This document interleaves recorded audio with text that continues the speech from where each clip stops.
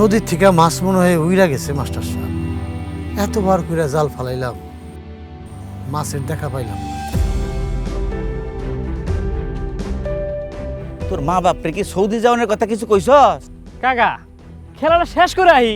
সময় গেলে সাধন হবে না।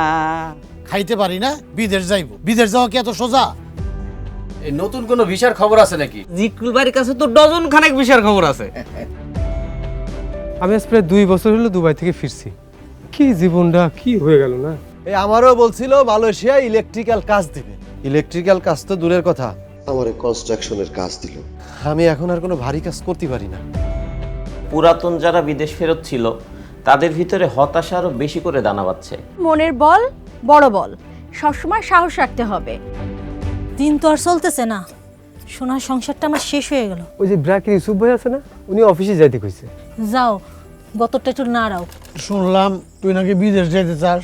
আরে বিদেশ যাইতে তো মেলা টাকা। ওইসব দালাল ফালাল ধরে বিদেশ গেলে তো মেলা টাকা লাগবেই। বৈধ পথে বিদেশ যাইতে অত টাকা পয়সা লাগে না।